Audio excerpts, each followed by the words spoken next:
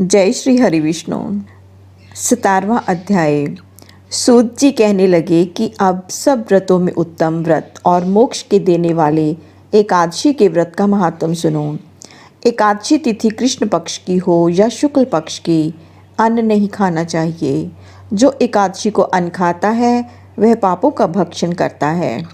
एकादशी का व्रत माता के समान उसकी रक्षा करता है। दशमी तथा द्वादशी को भी एक ही समय भोजन करना चाहिए। नारद जी कहते हैं कि गंगा के समान तीर्थ नहीं, माता के समान गुरु नहीं, विष्णु के समान देव नहीं, अन्न न खाने के समान तप नहीं तथा शांति के बराबर सुख नहीं, सत्य के बराबर ज्योति नहीं, कार्तिक के समान मास नहीं, ज्ञान के समान लाभ नहीं तथा एकादशी के समान व्रत नहीं। व्रत करने वाला प्रातः समय उठकर भगवान का पूजन करे, पुराणों की कथा सुने, एकादशी की रात्रि को जागरण करे। नारद जी कहने लगे कि हे राजन, अब एक इतिहास सुनो। नर्मदा के तट पर गालव ऋषि का अति शोभायमान आश्रम था। गालव का भद्रशील नाम का एक पुत्र था जो विष्णु का परम भक्त था। वह बालकों के साथ भगवान की मूर्ति बनाकर पूजन किया करता था। साथ ही बालकों को उपदेश दिया करता था कि वह भी भगवान का पूजन करें तथा एकादशी का व्रत रखें। बालक भी उसका उपदेश सुनकर वैसा ही किया करते थे। अपने पुत्र के चरित्र को देखकर एक समय उसके पिता गालव ऋषि ने उनसे पूछा कि भद्रशील, तुम सदैव भगवान विष्णु की पूजा में लगे रहते हो, यह तुमको उपदेश किसने दिया?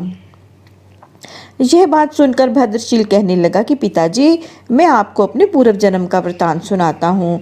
पिछले जन्म में मेरा जन्म चंद्रवंश में हुआ था। धर्म कीर्ति मेरा नाम था। दत्तात्रेय जी से मैंने शिक्षा दीक्षा ग्रहण की। मैंने 1000 वर्ष तक राज्य किया। उस काल में मैंने अनेक धर्म तथा पाप के कर्म भी किए, परंतु दैववश मैं बुरी संगत में पड़ गया और वेद मार्ग छोड़कर पाखंड मार्ग पर चल पड़ा। मेरे इन आचरणों को देखकर प्रजा भी पाप के कर्म करने लगी। इस प्रकार धर्मशास्त्रों के अनुसार प्रजा के पाप का 6ठा भाग मुझे भी मिलता रहा। एक दिन हम शिकार खेलने के लिए वन में गए, अतएव सारा दिन भूखे और प्यासे ही रहे। खाने को कुछ नहीं मिला। घूमते फिरते हम मार्ग भी भूल गए और शाम को नर्मदा नदी के किनारे पर पहुंच गए। उस दिन एकादशी का व्रत होने के कारण वहां पर एकत्रित अनेक वैष्णव भगवान का कीर्तन कर रहे थे। मैं भी भूखा प्यासा रहकर रात भर वहीं पड़ा रहा, मगर प्रातःकाल होते ही भूख प्यास से दुखी हो मेरे प्राण निकल गए। उसी समय यमराज के दूत मुझको पापी समझकर मारते पीटते यमराज के पास ले गए। यमराज ने चित्रगुप्त से मेरे सब पाप और पुण्यों का लेखा मांगा। तब चित्रगुप्त ने विचार कर कहा कि यद्यपि यह बड़ा पापी है, परंतु इसने एकादशी का व्रत किया था, उसी से इसके प्राण निकल गए। इस कारण इसके समस्त पाप नष्ट हो गए हैं।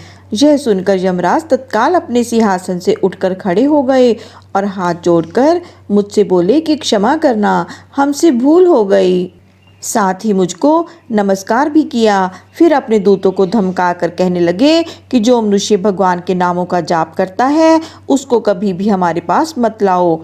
जिसने अनजाने भी एकादशी का व्रत किया हो तब भी उसके सब पाप नष्ट हो जाते हैं और उसको हमारे पास आने की आवश्यकता नहीं पड़ती।